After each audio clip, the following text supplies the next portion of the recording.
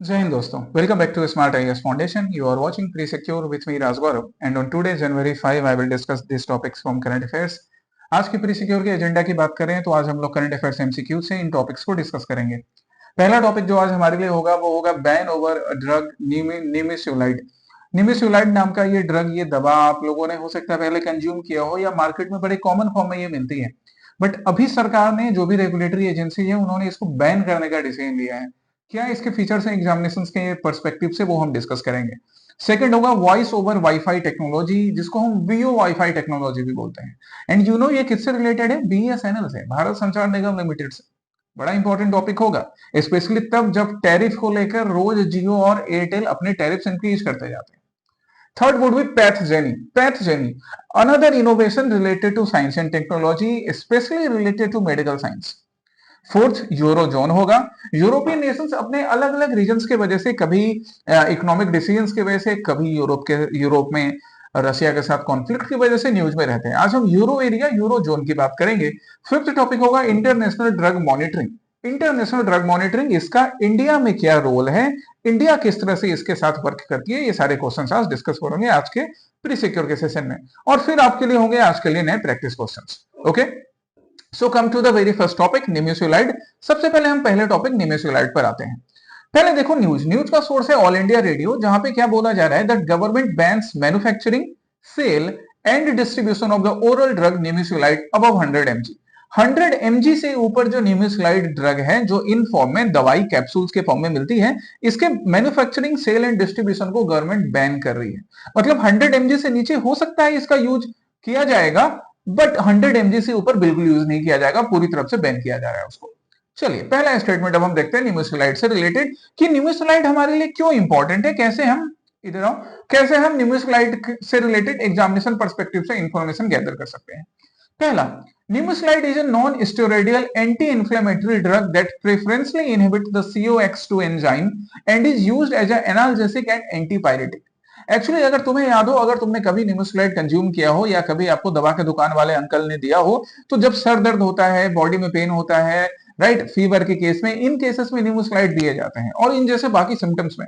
तो एक्चुअली मैंने निमेसुलाइड एक एंटी इंफ्लेमेटरी ड्रग है जो कि ना आपके दर्द को कम करने का काम करता है। पहला स्टेटमेंट तो करेक्ट है, नॉन स्टेरॉयडियल भी है, हालांकि इसके कई हार्म्स भी हैं, वो हार्मफुल इंपैक्ट्स हम देखेंगे। पहला स्टेटमेंट करेक्ट।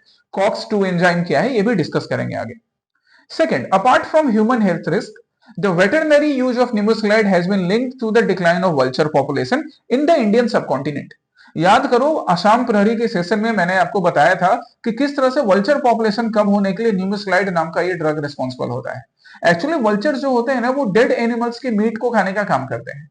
अब ये जो डेड एनिमल्स है, इन्होंने कभी ह्यूमन के किचन रेसिड्यू को खाया, ह्यूमंस ने अपने किचन से जो सामान निकाला, या फिर वेटरनरी यूज में भी निमेसुलाइड को यूज किया जाता है। तो इन सब में निमेसुलाइड के प्रेजेंस से बेचारे जो वल्चर्स होते हैं उनके पॉपुलेशन काफी कम हो गया है। कुल्सी में जो वल्चर कंजर्वेशन सेंटर स्टार्ट किया गया, उसके पर्सपेक्टिव में हमने इस चीज को देखा था। दोनों स्टेटमेंट यहाँ पे करेक्ट है ना, both 1 and 2 are correct. Correct ढूंढना था, आंसर क्या होगा? सी। चलिए अब हम बात कर लेते हैं निमेसुलाइड के डिटेल का। तो ये एक नॉन स्टेरॉयडियल एंटी इंफ्लेमेटरी आपका ड्रग है, जो ऑब्वियसली फीवर रिड्यूस करने के लिए, पेन रिड्यूस करने के लिए यूज किया जाएगा। जब भी बात होगी ना एंटी इंफ्लेमेटरी ड्रग की, तो वो इन्हीं सारी चीजों में काम आता है, पेन से रिलेटेड सिम्टम्स, फीवर से रिलेटेड सिम्टम्स को ट्रीट करने के लिए। एक्चुअली ये वर्क कैसे करता है, कॉक्स 2 नाम के एंजाइम को कंट्रोल करके। यही कॉक्स 2 नाम का एंजाइम ना आपके बॉडी में पेन और पेन से रिलेटेड होने वाले इन्फ्लेमेशन के लिए रिस्पॉन्सिबल होता है। तो ये वाला पॉइंट भी आप याद रखोगे गाइस, ये बड़ा इंपॉर्टेंट पॉइंट होगा आपके लिए। बात करें निमेसुलाइड ड्रग का, तो इसको सबसे पहले इटली में लॉन्च किया गया था। हालांकि यूरोप में लॉन्च के बाद भी अमेरिकन नेशन जैसे USA, European nations like UK, Canada, Australia, इन सब ने इसको अप्रूव नहीं किया। हमारे भारत में इसका यूज खूब हुआ है। एक्चुअली में पहले ये यूरोपियन नेशंस या अमेरिकन नेशंस भारत को थर्ड वर्ल्ड कंट्री की तरह ट्रीट करते थे, तो अपने यहाँ जिस ड्रग को अप्रूव नहीं किया उसको भारत में काफी चलाया। कई फार्मास्यूटिकल कंपनीज जो फॉरेन बेस्ड होती थी, उन्होंने निमेसुलाइड का इंडिया में सेल करके खूब पैसा कमाया है गाइज। इससे देखो एक्चुअली में रिस्क क्या होता है, जब निमेसुलाइड के हाई डोजेज लेने लगते हैं ना लोग, तो लीवर टॉक्सिसिटी, लीवर डैमेज के चांसेस हो जाते हैं, एंड स्टमक अल्सर भी डेवलप होता है। दैट्स व्हाई अभी भारत सरकार ने डिसाइड किया है कि भैया 100 mg से ऊपर निमेसुलाइड का यूज ही नहीं अलाउड होगा, ना इसका मैन्युफैक्चरिंग होगा, ना यूज अलाउड होगा, बैन कर दिया गया। ग्लोबल बैन पहले से था। भारत सरकार अब मिनिस्ट्री ऑफ हेल्थ सीडीएसओ के हेल्प से आइडेंटिफाई कर रही है, रेगुलेट करेगी। चाइल्ड बैन पूरी तरह से किया जाएगा चिल्ड्रन के यूज के लिए। एंड बाकी 100 मिली एमजी तक का भी जो डोज है ना, उसको स्ट्रिक्ट रेगुलेशंस के साथ इंप्लीमेंट करवाया जाएगा कि अगर किसी दवा में न्यूमोस्लाइड सेल हो भी रहा है, 100 एमजी से ज्यादा ना हो, और धीरे धीरे इस पर डिपेंडेंसी कम कर दी जाए। ओके। बाकी अगर हम उसको एनिमल से कनेक्ट करके देखें तो जो वल्चर पॉपुलेशन वाला मैंने बताया कि सिंस न्यूमोस्लाइड्स को बाकी लाइव स्टॉक्स में एनिमल्स में भी यूज किया जाता है एंड हमारे वल्चर्स इन्हीं चीजों को फीड करने का काम करते हैं, so indirectly nimesulide is not just affecting the stomach ulcers in human, it is also being lethal, it is also being detrimental to the health of vultures which are already declining. Vultures के number already decline हो रहे हैं और न्यूमोस्लाइड के वजह से, diclofenac के वजह से, एसिलोफेनेक के वजह से, केटोप्रोफिन की वजह से, ये सारे वैसे ड्रग्स हैं जिनके कंजम्पशन की वजह से बेचारे वल्चर्स के नंबर कम हो रहे हैं, है ना। तो ये चार जो ड्रग्स हैं इनका नाम भी याद रखिएगा। इनके कंजम्पशन की वजह से या इनके जो एनिमल्स जिन एनिमल्स में ये सारे ड्रग्स मिलते हैं और वल्चर्स जब उन एनिमल्स के मीट को खाते हैं, डेड बॉडी को खाते हैं, तो बेचारे उनके नंबर भी डिक्लाइन होने लग जाते हैं। ठीक है, आसाम प्रोरी में मैंने वल्चर कंजर्वेशन डिस्कस भी किया है, आप वहां से रिवाइज भी कर सकते हो। और आज का पहला प्रैक्टिस क्वेश्चन पता है क्या हो गया? वल्चर का आईयूसीएन स्टेटस मालूम करके बताओगे। ओके, चलिए सेकंड टॉपिक है हमारा वॉइस ओवर वाईफाई टेक्नोलॉजी। तो बीएसएनएल ने लॉन्च किया है क्या वॉइस ओवर वाईफाई टेक्नोलॉजी। ठीक है भैया, बीएसएनएल लॉन्च कर रहा है, मतलब ये दिखा रहा है कि हम जो जियो और एयरटेल की जो डुओपोली चलती है, हम उससे बाहर निकल सकते हैं। हालांकि उसके लिए भारत संचार निगम लिमिटेड को अपने वर्क को, अपने परफॉर्मेंस को बेहतर करना पड़ेगा। ठीक है, वॉइस ओवर वाईफाई टेक्नोलॉजी जिसको हम वाईफाई कॉलिंग के भी नाम से जानते हैं। ओके, आइए पहला statement, it operates using the IP multimedia subsystems architecture to manage calls. बिल्कुल, ये वो सब सिस्टम है आईपी मल्टीमीडिया सबसिस्टम जिसको हम आईएमएस बोलते हैं। इससे ना आप इंटरनेट को यूज करके या एक्चुअली में वाईफाई को यूज करके आप कॉलिंग कर सकते हो। ये हमारा जो इंटरनेट का आर्किटेक्चर होता है कॉल करने के लिए, वो इसी सिस्टम को यूज करता है, आईएमएस को। Second, it requires the installation of a specific third-party application to function on a smartphone. Actually not, किसी भी थर्ड पार्टी एप्लीकेशन की ना रिक्वायरमेंट नहीं होती है। यही अच्छी बात है, that's why voice over application technology जो है, वॉइस ओवर वाईफाई टेक्नोलॉजी जो है, इतनी पॉपुलर हो रही है। थर्ड पार्टी एप्लीकेशन की रिक्वायरमेंट नहीं है, याद रखना इस चीज को। मतलब हमको व्हाट्सएप जैसा या ऐसा कोई भी थर्ड पार्टी एप्लीकेशन नहीं चाहिए होगा यूज करने के लिए। थर्ड, सेकंड स्टेटमेंट रॉन्ग हो गया। Third, it supports the seamless handover of calls between Wi-Fi and cellular networks without dropping the connection. This is very much required. अभी हम लोग जियो यूज करते हैं, जियो का वाईफाई नेटवर्क लगा रहता है, काफी कॉल ड्रॉप होता है, परेशान हो चुके हैं। अगर बीएसएनएल का ये सर्विसेज जल्दी से जल्दी इंप्लीमेंट हुआ ना पूरे इंडिया में, तो हमें ऐसी प्रॉब्लम से निजात मिल जाएगी। करेक्ट आंसर ढूंढना था, करेक्ट स्टेटमेंट्स क्या होगा? 1 and 3 ओनली। ठीक है, सो आ जाइए वॉइस ओवर वाईफाई पर। It is a technology which allows using voice calls, which allows making voice calls using wifi network. Wifi network को यूज करके वॉइस कॉल्स करना है, इसलिए इसको वाईफाई कॉलिंग भी बुलाते हैं। कौन सा सिस्टम ये यूज करता है? आईएमएस, आईपी मल्टीमीडिया सब सिस्टम, जिसमें सीमलेस हैंडओवर होता है सेलुलर नेटवर्क और वाईफाई के बीच। मतलब कॉल ड्रॉप नहीं होगा, आप वाईफाई से भी बात कर सकोगे, सेलुलर नेटवर्क से भी। कोई third party app like WhatsApp और टेलीग्राम और फलाना चिलाना ऐप की रिक्वायरमेंट नहीं है। आप डायरेक्टली इंटरनेट सर्विसेज को यूज करके एक्सेस पॉइंट के हेल्प से मोबाइल फोन पे directly voice over calling features को यूज कर सकते हो। बुझे? एडवांटेजेस इसके क्या होंगे? एडवांटेज होगा clear and reliable connectivity, specially उस केस में जब बीएसएनएल इसको लॉन्च कर रहा है। तो जो रिलायबिलिटी है ना बीएसएनएल की, भारतीय इस नेटवर्क की, बीएसएनएल की, भारतीय संचार निगम लिमिटेड की, रिमोट एरियाज के लिए, बेसमेंट्स के लिए वो बढ़ेगा। नेटवर्क कंजेशन को घटाएगा। जियो और एयरटेल का जो नेटवर्क कंजेशन है वो कम होगा। रूरल एंड रिमोट एरिया में भी सर्विसेज अवेलेबल होगी, राइट। हालांकि ये चीज देखने की बात होगी कि बीएसएनएल वहां पे कितना इफेक्टिव होता है, एंड इनडोर कवरेज भी इंक्रीज हो सकेगा। इट मींस अभी कॉल ड्रॉप, जैसे अभी कभी आप बेसमेंट वाले रीजन में जाते हो, रिमोट लोकेशंस में जाते हो, ट्रेन से ट्रेवल कर रहे हो, माउंटेन में ट्रेकिंग करने गए, वो सारी चीजें हम कंट्रोल कर पाएंगे। और इंटरनेट कनेक्टिविटी होने से अर्बन, सेमी अर्बन, रूरल, वहां रीजन में भी वॉइस कॉल की फैसिलिटी कनेक्शन ड्रॉप के केस में भी एप्लीकेबल हो पाएगी, यूज कर पाएंगे इस चीज को। ठीक है, तो ये एडवांटेजेस हो गए। थर्ड टॉपिक पर आते हैं, हमारा थर्ड रिलेटेड किससे? पैथोजेनी से। क्या है भैया pathogeny? Ministry of science and technology develops software pathogeny for fast tracking of drug discovery. आपकी बॉडी में ड्रग की डिस्कवरी और फिर उसको लेकर ड्रग किस तरह से बॉडी के डिफरेंट पार्ट्स में पहुंच रही है, किस तरह से ड्रग का बेटर यूज हो सकता है किसी भी डिजीज को ट्रैक करने के लिए, इसके लिए अभी हम एक सॉफ्टवेयर को यूज करेंगे जिसका नाम होगा पैथोजेनी। आइए इस रिलेटेड क्वेश्चन देखते हैं। पहला स्टेटमेंट क्या, it uses a novel algorithm called direct guided adaptive sampling to calculate the residence time of a drug on its target protein. मतलब कहने का क्या हुआ कि यहां पर हम एक एल्गोरिथम को या एक सॉफ्टवेयर को यूज करेंगे जिसका नाम है डायरेक्ट गाइडेड एडेप्टिव सैंपलिंग। ये क्या कैलकुलेट करेगा, किसी भी ड्रग का, कोई भी एक ड्रग जो आपके बीमारी को ट्रीट करने के लिए है, किसी भी पेशेंट के बीमारी को ट्रीट करने के लिए है, वो डायरेक्टली टारगेटेड प्रोटीन पे कितने टाइम में असर कर रही है, किस बॉडी पार्ट के लिए उस ड्रग को बनाया गया रहा है, कितना टाइम वो लेगा ड्रग रिएक्ट करने के लिए या फिर अपने इफेक्ट दिखाने के लिए, ये सारे चीज कैलकुलेट करने का काम हम पैथजेनी नाम के इस ऐप से कर पाएंगे, जिससे ड्रग की एफिकेसी, ड्रग का इफेक्टिवनेस इंक्रीज किया जा सकेगा। पहले से कैलकुलेट किया जाएगा कि कोई भी ड्रग कितने टाइम में, कोई भी दवा कितने टाइम में इफेक्टिव होगी। ठीक है।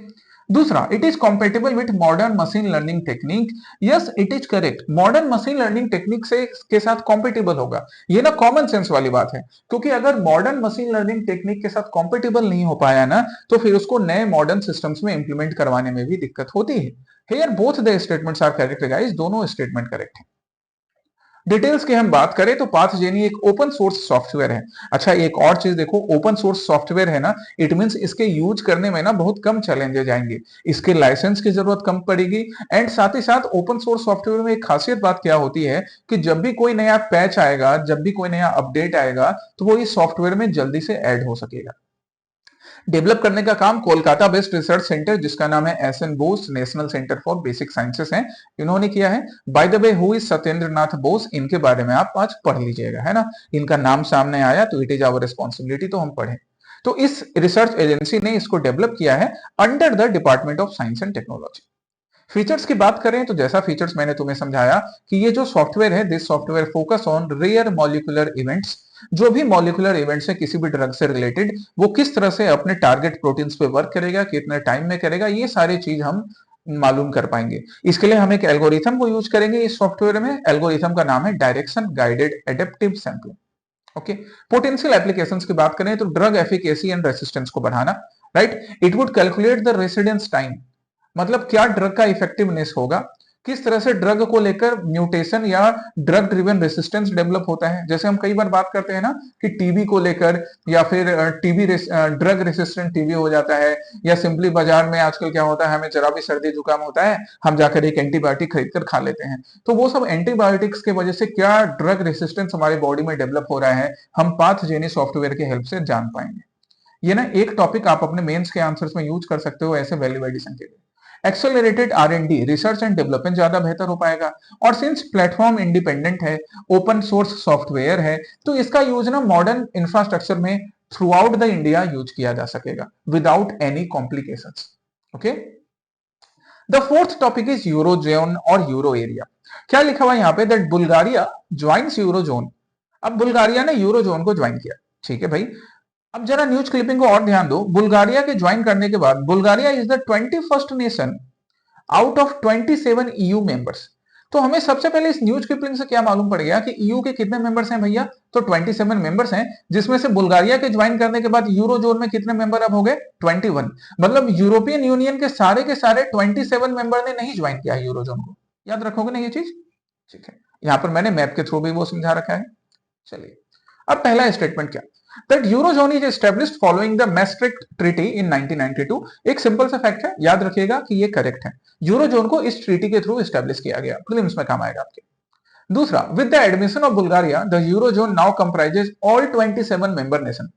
अभी मैंने तुम्हें समझाया कि न्यूज़पेपर भी देखो कैसे पढ़ना होता है। ये न्यूज़पेपर की क्लिपिंग ही आपके लिए एक क्वेश्चन का आंसर बता गई कि सारे के सारे यूरोपियन यूनियन के मेंबर यूरोजोन के मेंबर नहीं है, सिर्फ 21 मेंबर ही हुए हैं, वो भी कब, बुल्गारिया को ज्वाइन करने के बाद। तो सेकंड स्टेटमेंट करेक्ट होगा कि incorrect, incorrect. Denmark is the only EU member state that holds an official opt-out clause from adopting the euro. Yes, ये भी करेक्ट है कि डेनमार्क एक इकलौता ईयू मेंबर है जिसके पास ऑफिशियल ऑप्ट आउट क्लाउज है फ्रॉम एडॉप्टिंग द यूरो। मतलब ये किसी भी रोज यूरो जोन से बाहर हो सकता है। Okay, 1 and 3 are correct. पूछ रहा है हाउ मेनी, तो हाउ मेनी में क्या हो गया, 1 2, आंसर क्या होगा, ओनली 2 सी। बुझे, सो हमारा आंसर हो गया ओनली 2 सी, हमारा आंसर हो गया। अब हम यूरोजोन की बात कर लें कि यूरोजोन है क्या भैया। So what is Eurozone. चलिए, Eurozone refers to the geographic and economic region of European union, जिसके मेंबर फुल्ली अडॉप्ट करते हैं यूरो को अपनी ऑफिशियल करेंसी के रूप में। मतलब कहने का ये हुआ कि देखो, अब जब बुल्गारिया ने ज्वाइन कर लिया यूरोजोन को ना, तो बुल्गारिया की ऑफिशियल करेंसी क्या हो गई? ऑफिशियल करेंसी हो गई euro. Right now it would become the sole legal tender. जैसे हमारे यहाँ भारत में लीगल टेंडर क्या है? रुपी। उसी तरह बुल्गारिया के लिए यूरो लीगल टेंडर क्या हो जाएगा? यूरो। यूरोपियन यूनियन के ये मेंबर जब यूरो जोन को ज्वाइन करते हैं तब। अभी 27 जो यूरोपियन यूनियन के मेंबर हैं, उसमें से 21 के लिए ऑफिशियल करेंसी क्या है भैया? तो ऑफिशियल करेंसी है यूरो। समझ में आ गया? यूरो जोन को एस्टेब्लिश किया गया था मैस्ट्रिक्ट ट्रीटी से, जिसका मेन पर्पस था कि एक यूनिफाइड बैंकिंग सिस्टम के अंदर सारी ये यूरो जोन के मेंबर्स वर्क कर सके। इसके लिए एक बैंकिंग बैंक का भी यूज किया जाता है, जिसका नाम रखा गया European central bank. Membership status की बात करें तो बुल्गारिया 21st नेशन बना है। कई बार हमने इसको डिस्कस किया है। लास्ट जो नेशन था जिसने यूरो जोन को ज्वाइन किया था वो था क्रोशिया। अभी फिर बुल्गारिया ने ज्वाइन किया। Right the total population of Europeans using the euro has now increase to 350 million, क्योंकि बुल्गारिया के ज्वाइन करने से बुल्गारिया की भी जो पॉपुलेशन है आज से वो तो यूरो को ही यूज करेगी अपने ऑफिशियल करेंसी के रूप में। एंड ऑप्ट आउट क्लाउज सिर्फ और सिर्फ किसके पास है? डेनमार्क के पास। ये बड़ा इंपॉर्टेंट फैक्ट है, याद रखिएगा, प्रीलिम्स में काम आएगा आपके। नाउ कंट्रीज क्यों ज्वाइन करते हैं यूरोजोन को? तो ये जो पॉइंट्स मैंने यहाँ लिखे हैं ना लेफ्ट साइड में स्क्रीन के, आप उसको यहाँ पे ग्राफिक्स के हेल्प से भी देख सकते हो। प्राइस स्टेबिलिटी के लिए अब ये जो 21 नेशंस है ना यूरोपियन यूनियन के अंदर, इनके अंदर एक प्राइस स्टेबिलिटी आएगी, क्योंकि ये सेम करेंसी यूरो को यूज करेंगे। इनकी ट्रेड एफिशिएंसी बढ़ेगी, सब सारे के सारे ट्रेड में डील कर पाएंगे, डॉलर पे डिपेंडेंसी घट जाएगी इनकी। इकोनॉमिक सील्ड इनके लिए डेवलप होगा। यूरो यूज करने वाले ये 21 नेशंस अपना एक ग्रुप बना सकेंगे कि भैया अगर अमेरिका हमारे ऊपर दादागिरी दिखाने की कोशिश करे, जो अमेरिका को दिखाने का बड़ा मन करता है, तो वो नहीं दिखा पाएगा। टूरिज्म बूस्ट होगा, ग्लोबल स्टैंडिंग बढ़ेगी। किसकी ग्लोबल स्टैंडिंग बढ़ेगी? यूरो की। Right and increase market access भी धीरे धीरे इन 21 नेशंस का बढ़ेगा। That is actually the plan of creating euro zone. यही यूरो जोन को क्रिएट करने का प्लान था और यही सिग्निफिकेंस होते हैं। उसको ही मैंने यहाँ पर वर्ड्स के फॉर्म में समझा दिया है आपको। क्लियर है? फिफ्थ टॉपिक पर चलते हैं, last but not the least, about WHO programme, international drug monitoring. आप यहां पे देखिए that how India's drug standards gain global recognition, rise from 123rd to the 8th spot. मतलब ये इनकरेजिंग बात है कि India has risen to 8th position globally from 123rd in WHO pharmacovigilance contributions. Union health minister ने बोला, JP Nadda साहब ने, कि वर्ल्ड हेल्थ ऑर्गेनाइजेशन का ये जो रैंकिंग है, जिसमें डिफरेंट नेशंस को अपने फार्मा विजिलेंस के लिए जाना जाता है, उसमें भारत की रैंकिंग 123rd से इंप्रूव होकर कहां तक पहुंच गई? 8th रैंक तक। तो ये बड़ी अच्छी बात है, बड़ा इंपॉर्टेंट करंट अफेयर्स हो गया ये हेल्थ से रिलेटेड। आइए पहला स्टेटमेंट देखते हैं, और यहां पे हमें इनकरेक्ट चेक करना है, ये चीज भी ध्यान रखना guys. Okay, so what is the first statement? The WHO PIDM was established in 1968 primarily as a response to the thalidomide disaster। बिल्कुल थैलिडोमाइड डिजास्टर, जहां पर कई नेशंस में इस डिजीज की वजह से, इस ड्रग्स की वजह से डिजास्टर्स हुए थे, लोगों की जान गई थी, उससे डील करने के लिए WHO PIDM को एस्टेब्लिश किया गया 1968 में।